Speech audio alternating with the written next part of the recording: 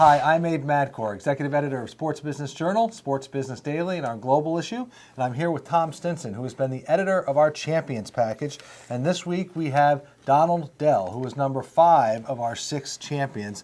And Tom, a really interesting story done by Terry Lefton. Our headline is Ace Agent. And he was really seen, Donald Dell was really seen as an agent's agent. He really was. He was kind of the classic old school sales guy. And an ace agent obviously plays on his background in tennis, which is where he got his start. He was a professional tennis player. And he ended up being just perfect timing for someone who was going to move into the agency business, where he was the captain of the U.S. Davis Cup team when the Open era started. So his teammates, Arthur Ashe, Stan Smith, they became his first clients, biggest names in the sport, and ProServe just grew from there.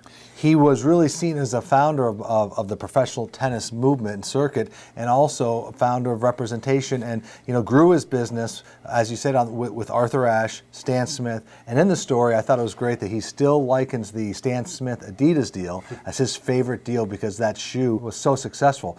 And there's a great quote by someone who said, Donald really was the first one to understand the potential of a sports agency. And I think you saw that through the years as they competed with IMG. They did, through the 60s, 70s, early 80s.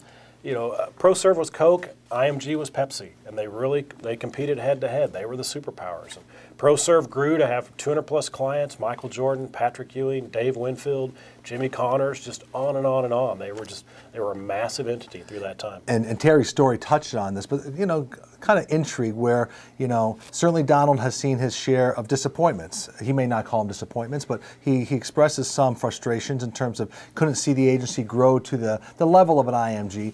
For instance, ProServe went to the Marquee Group. The Marquee Group was eventually sold to SFX, and then we all know kind of what happened to SFX.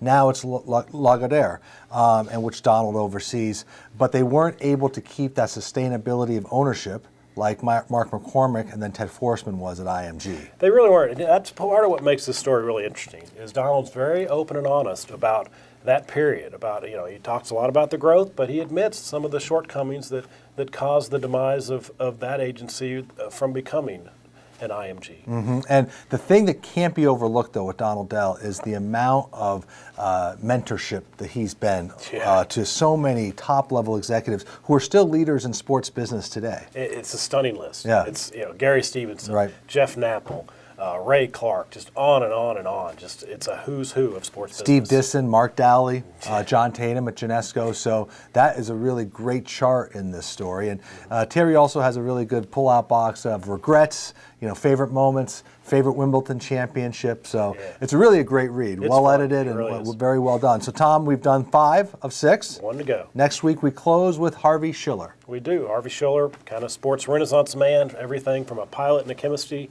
instructor to the head of the USOC and commissioner of the Southeastern Conference. We've done a great job on all of them. I especially like this week's with Donald Dell. Hope you enjoy it too.